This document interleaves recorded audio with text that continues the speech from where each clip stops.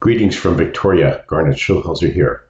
I hope everyone who is watching this video is enjoying the last days of summer and are getting ready for hopefully what will be a very beautiful and peaceful fall. Now, for those of you who don't know me, I'm the author of 5 books in the spiritual genre. All of my books deal with my dialogue and astral travels with my spirit guide, Albert, who confronted me on the street one day, disguised as a homeless man. Now, today I'd like to talk about a question I get asked a lot by readers, which is, how does a soul choose their next incarnation? In other words, what is the process for a soul to go through to decide on their next life on Earth or wherever else they may choose to incarnate? Now, by way of background, you should know that we're all eternal souls. Our true home is the spirit realm, which is a very high vibration dimension. That's where we really belong to, but we do make excursions into the denser planes by physically incarnating into a body, whether it be on planet Earth or another planet. Now, one of the things that Albert has told me, and I relate to my readers, is that every soul has the right to choose where to incarnate, or even if they want to incarnate, because every soul can decide just to stay on the spirit side and not incarnate back into the physical realm. And they can certainly choose what their life will be, whether it be as a human on Earth or an alien life form on another planet. It's entirely up to that soul. And so how does this process work? Well, when a physical body, say a human on Earth, dies, their soul gets released. It goes back over to the spirit realm. And one of the first things that happens is that they go through a life review with their guides, where they review in intimate detail everything that they did or didn't do, all the lessons that they learned or didn't learn, and the challenges they faced in the last life that they just finished. And the idea behind this is that it's a learning tool. It's not designed to make the soul feel bad about some of the mistakes they made, but it's just a way for a soul to evaluate in conjunction with their guides, evaluate how they did in that last life. And so before every soul incarnates, they prepare a life plan where they set out the place they're going to be born, their name, the first language they learn, and some of the other milestones that they hope to achieve. They also pick out who their parents will be, their siblings, other relatives. This all sets the stage for their life as a human on Earth. Now, once a person is born, the soul forgets where they came from or who they are, and that's by deliberate design. It's just so that things will be more natural without any preconceived notions as to what they should be doing and why they came here. So it just makes for a very tough school, which is what planet Earth is.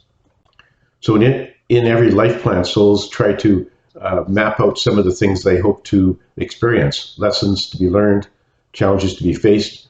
But the fact of the matter is that once they're born, once they're incarnated on Earth, they forget about their life plan, forget they have one, don't know what's in it, so they have no idea about what they had hoped to accomplish.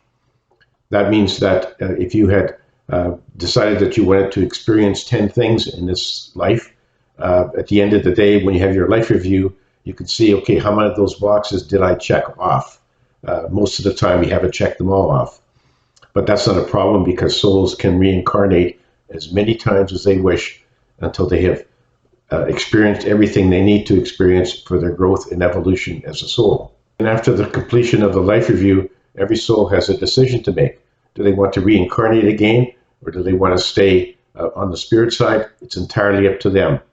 They will get a lot of advice, but there's no one telling them exactly what they have to do. And so if a soul decides it wants to reincarnate, the process is fairly simple. They will have a look at what they've accomplished in their last life and all their previous lives and decide what things do they need to, what unfinished business do they need to try to achieve in their next incarnation. So they will consult with their spirit guides who have watched them through their last life and are familiar with their previous lives. They will also consult with a member of the Council of Wise Ones who will give them some sage advice about what kind of life they might want to undertake. And of course, it's important in terms of the Council of Wise Ones, they want to be sure that the soul isn't basically choosing too harsh of a life. In other words, it's not good for a soul to bite off more than they can chew, because they'll end up having a very miserable life and not really accomplishing much at all. So the council will caution them not to choose too harsh of a life on earth, because that may end up with the person being depressed and really not fulfilling the life plan that they hope to achieve. On the other hand, they will caution for a soul not to have too many easy, cushy lives on earth, because they probably won't learn very much. So there's a nice balance that the Council of Wise Ones will try to encourage a soul to achieve. But despite the sage advice they will get from the Council of Wise Ones and from their spirit guides, each soul has its own decision to make, and they can accept that advice, or they can reject it, or accept it in part. In any event, the final decision as to what kind of life they're going into is up to each soul. And of course, because souls, once they, as I mentioned, once they get on planet Earth, once they've incarnated, they don't remember any of these discussions, don't remember what they put in their life plan. Instead of they're kind of floundering around blindly while on Earth, which is something that was fully intended. It's not by accident. Every soul goes through the same process, and it's all part of the magic of the cycle of reincarnation on Earth.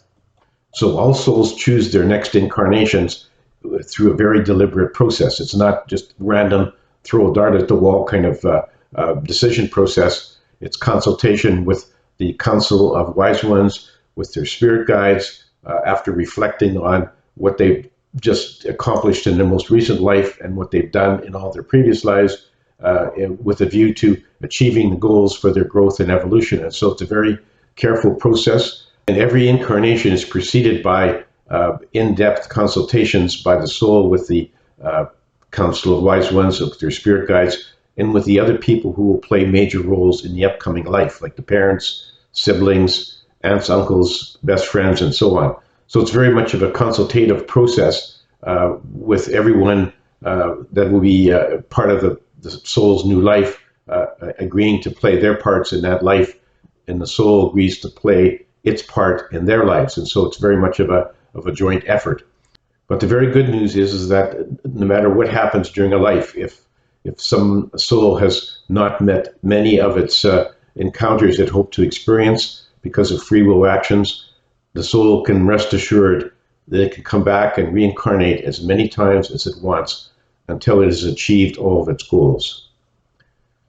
Well, that's all for now, folks. Thank you for watching this video. If you enjoyed this video, please subscribe to my YouTube channel so you'll get notice of all my future videos as they're posted on YouTube. So farewell for now. Enjoy your journey, and above all, remember to keep on dancing.